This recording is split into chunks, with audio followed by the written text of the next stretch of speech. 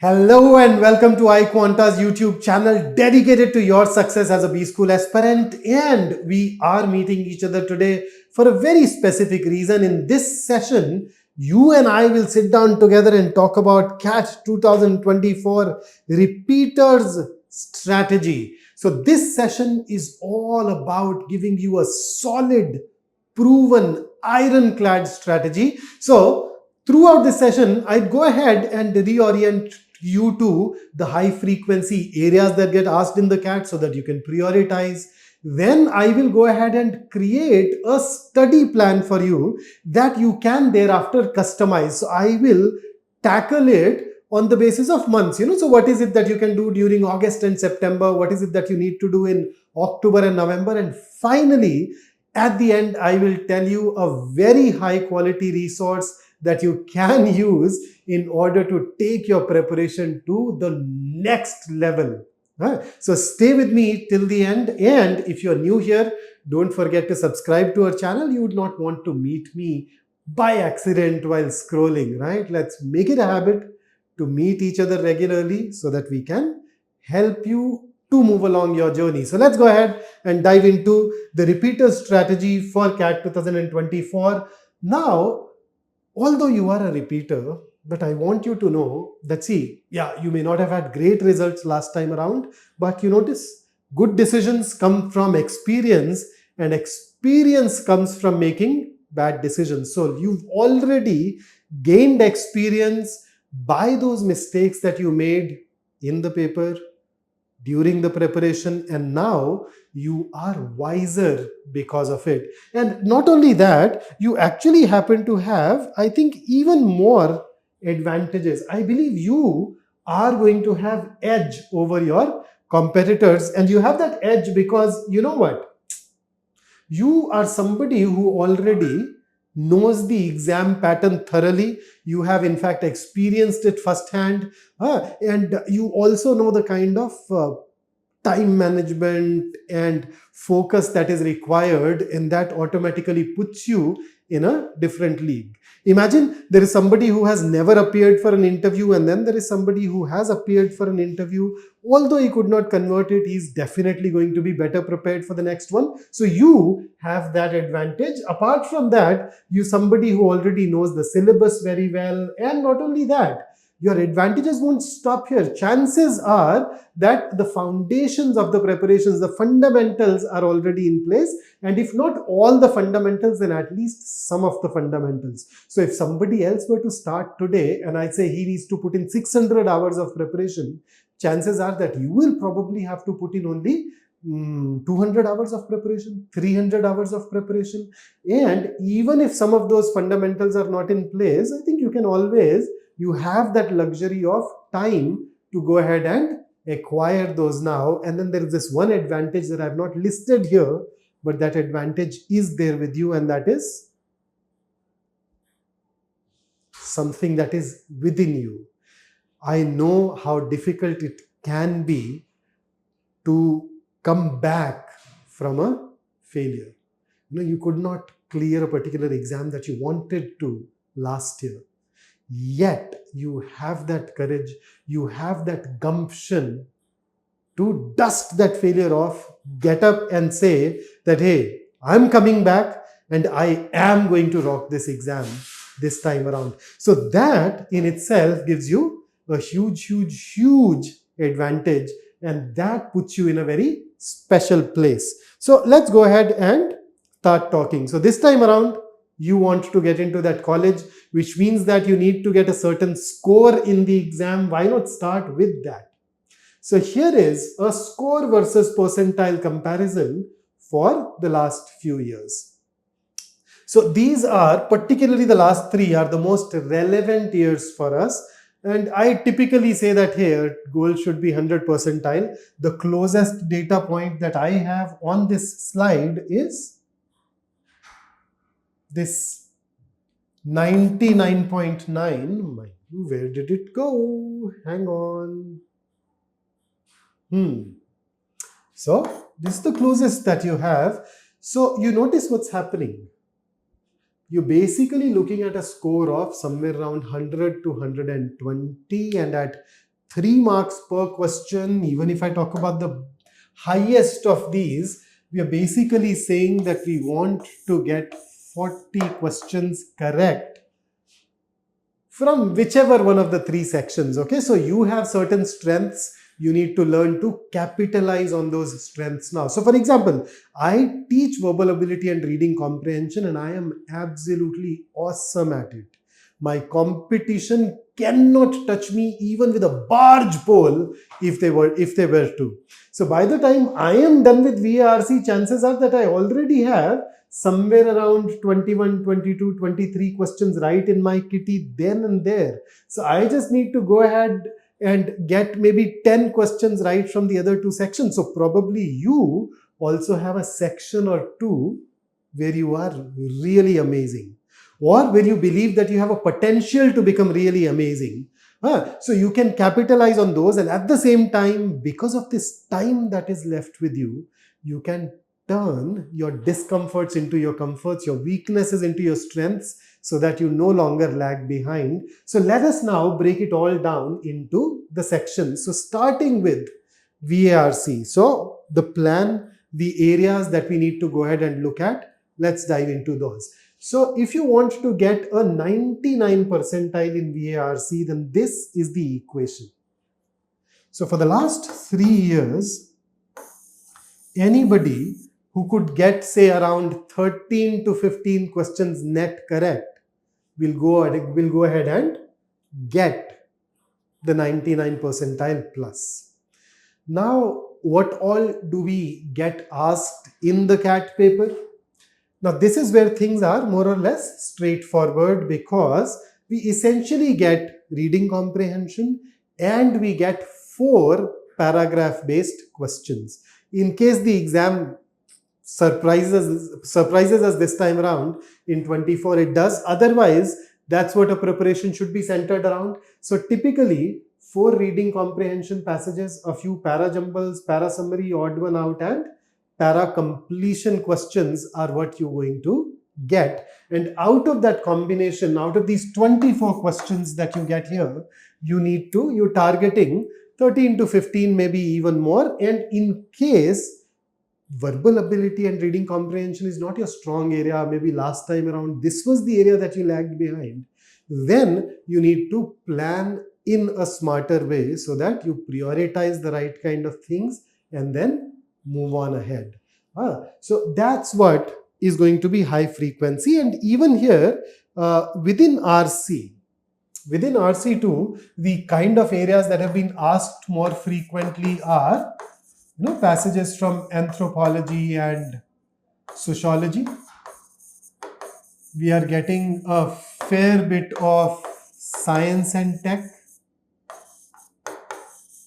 a fair bit of biology, quite a few passages from ecology, right? And then as usual, in case we get passages, we can get passages from philosophy, psychology, political theory. So identify, these are high frequency areas. So in case any of these areas troubles you more, bothers you more, you would want to ensure that you go ahead and become familiar with it, so that that in itself makes you faster and more accurate. Apart from it, if I look at the question types, then within RC we get quite a bit of reasoning based questions. So in isolation, just look at your accuracy rate.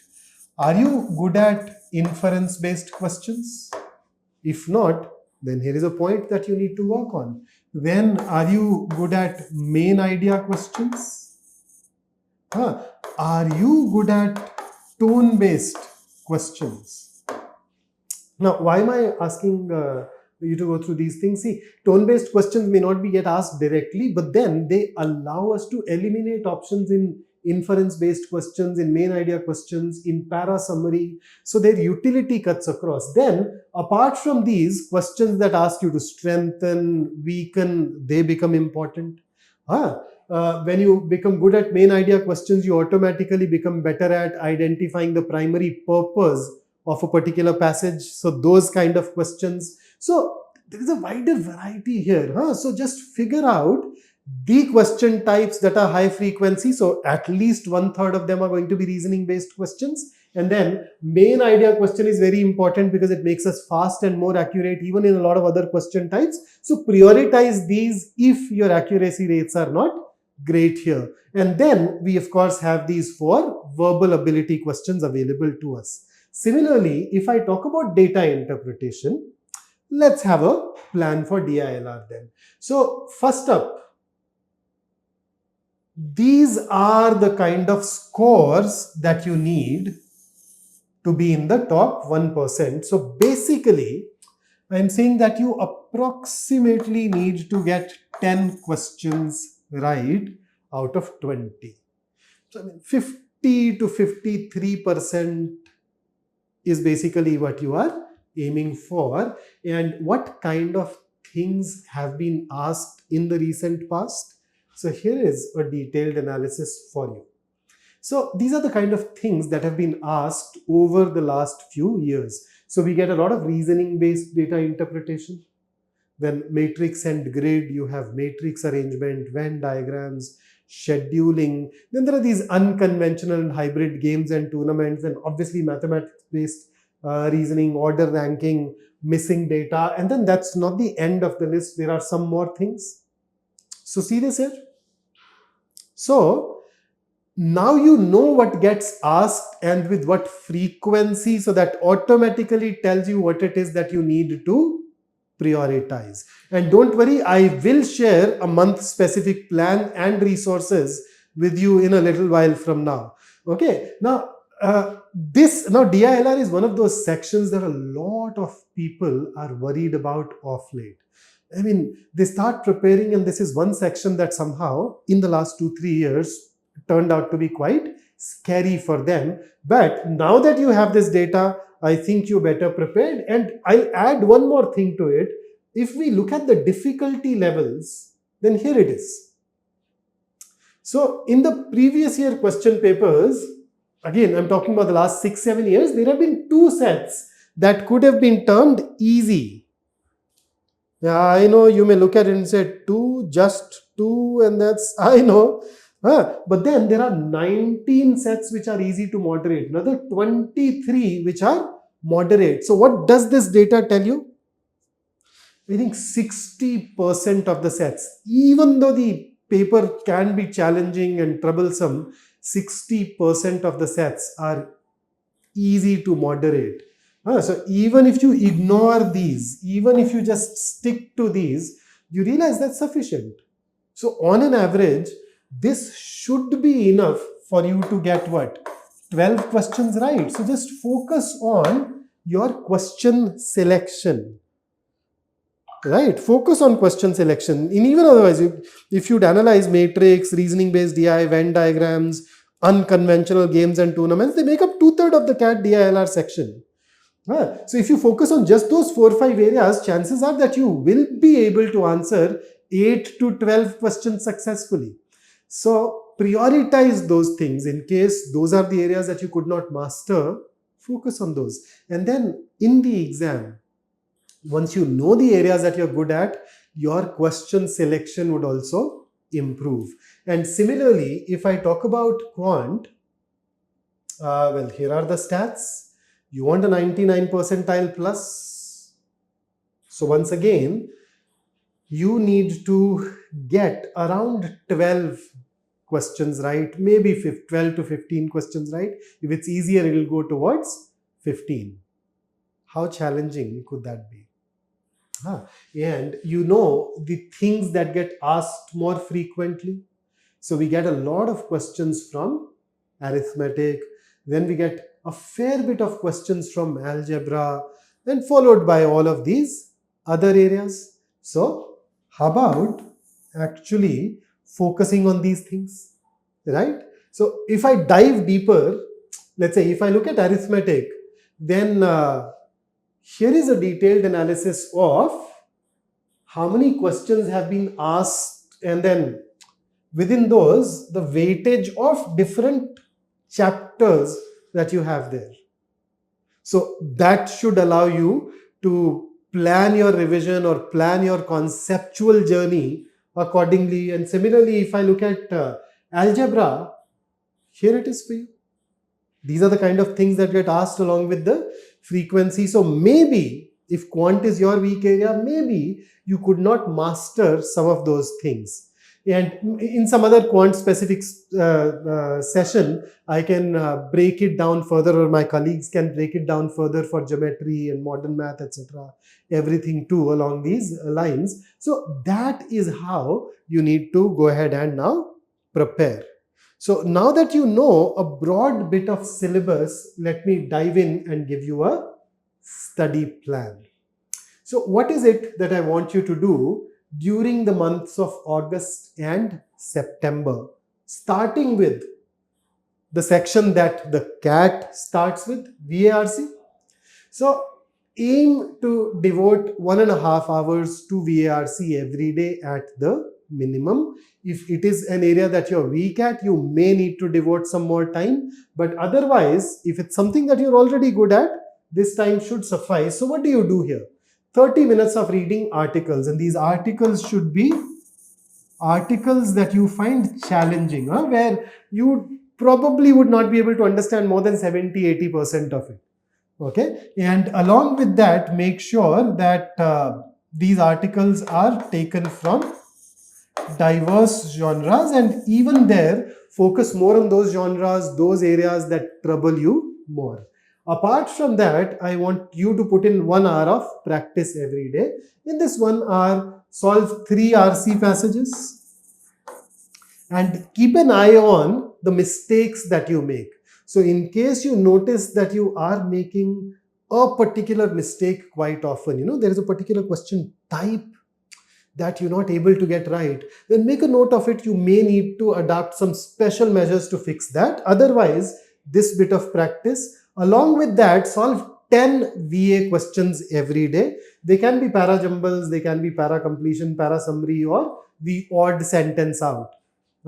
Additionally, aim at writing 1 sectional test every week. So it's important to get that test taking stamina built up. It is important to experiment with different approaches and strategies that lead to giving your best within this particular section. And here is a pro tip. When you write an exam at home versus when you write an exam at the center, there is this difference in terms of pressure. So ideally, if you are solving your section test at home, instead of giving yourself 40 minutes, give yourself 37 minutes to compensate for that pressure. So give it 36, 37 minutes, and that will put you in good stead when it comes to writing the actual exam. Then moving over to DILR, you can spend 1.5 hours to it on alternate days, where what do? Then focus on writing 2 sectional tests every week. And apart from that, start diving into the previous year CAT papers and solve their questions as well. And I would basically say that, okay, solve questions from CAT 2017 to 23. So that gives you 6-7 years. In fact, you can probably ignore 17, say 2018 to 23.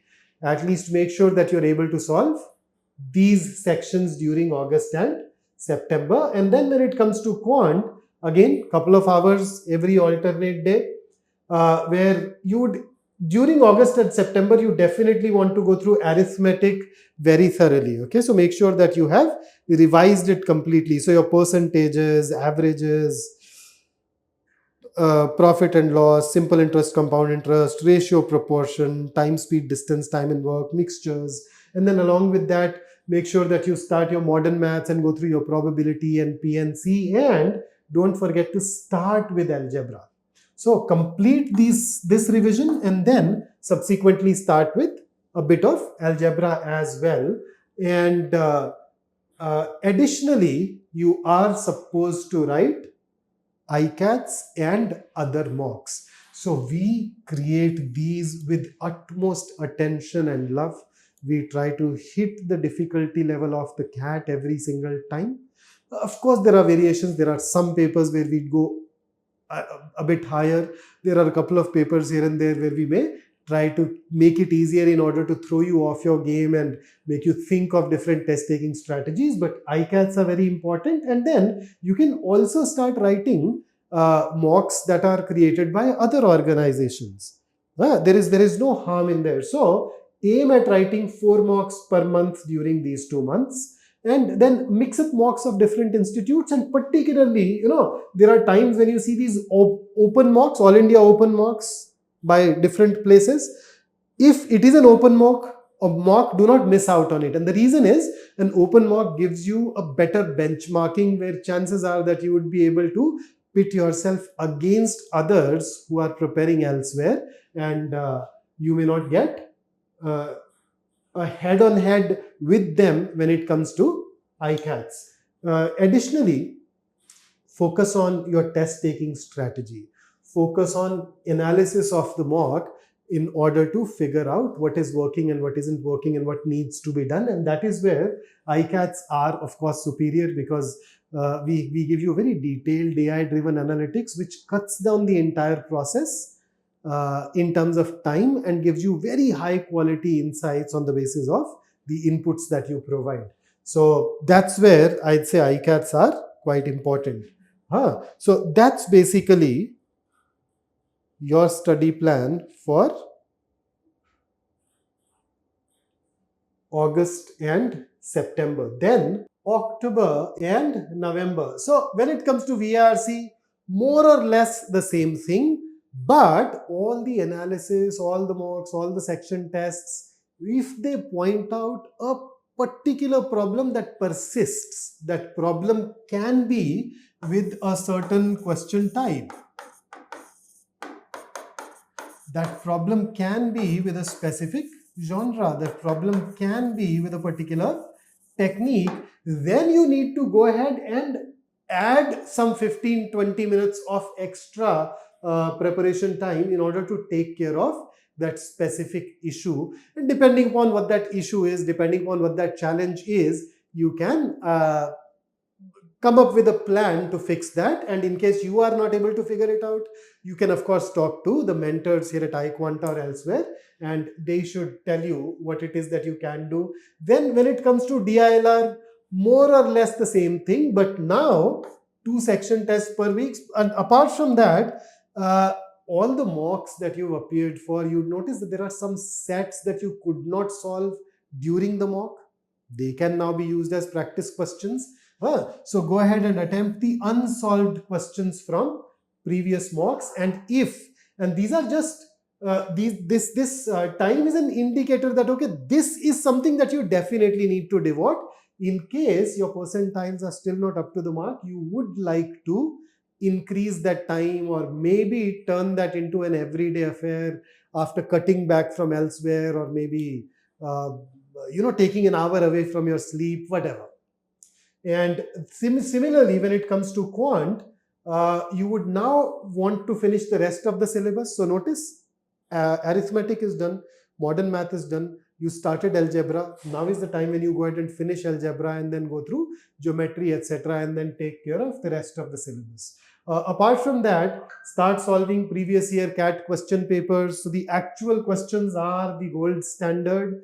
And in the last 3 odd weeks, 3 weeks before the exam, in case you still have some areas which are weak, then by then I think you need to then make your peace with those, build or play around your strengths, improve your question selection, and let go of the weak areas.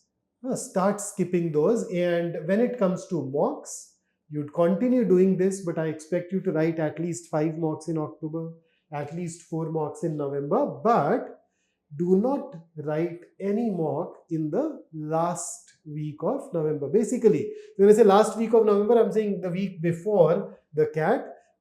Focus on accuracy over speed if required.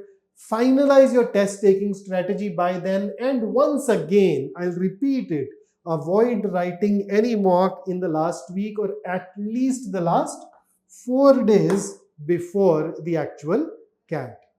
That is not a time for writing the mocks. You can continue working on skill-based areas, right? Maybe solve some calculations, RC, but testing in the last week, I'm not very fond of it.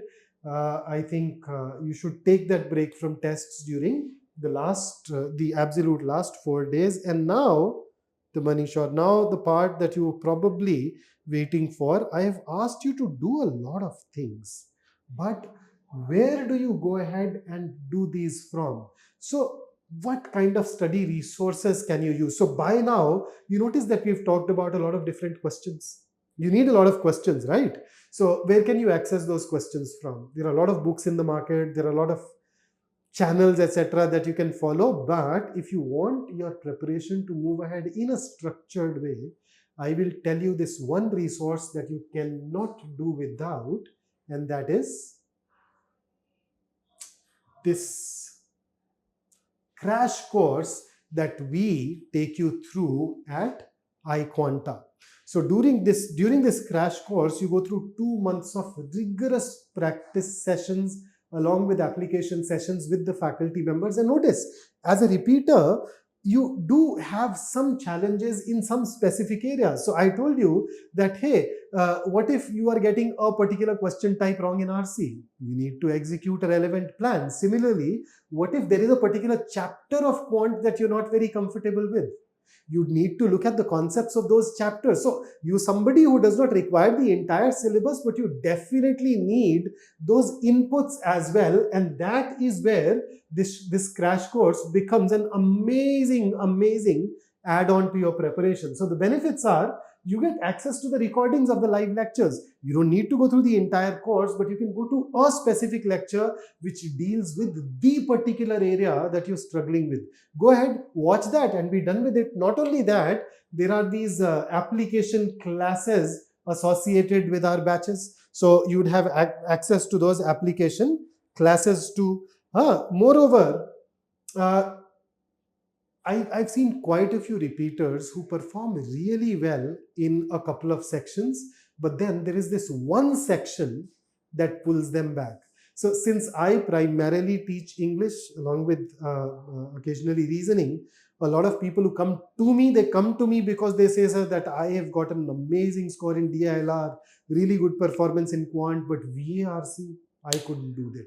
And then I couldn't solve questions there at all. And vice versa too. I see people who say this, a DILR, VARC was fine. It is the Quant that troubled me. And there, imagine if you somebody whose score is hovering around, say, 70% in those sections, what do you do now?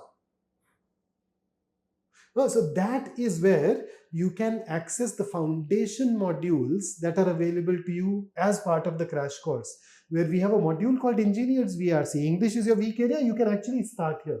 Or if Quant is your weak area, we have non-engineers Quant, where we actually cover all the basics that you needed to have before you dive into the other areas. So you can benefit by these things. And not only that, at the end of the day, you also access some of the most sought after faculty members who act as mentors to the students here. I am one of those. I have a 100% and 100% tile in the CAT VARC. It does not get better than that. I know my stuff inside out. I have 24 years of experience now, teaching experience. My experience actually goes beyond that. This is my 24th year of teaching, so 23 years. Plus other areas. So, and additionally, we have a very vibrant CAT community, which is very supportive.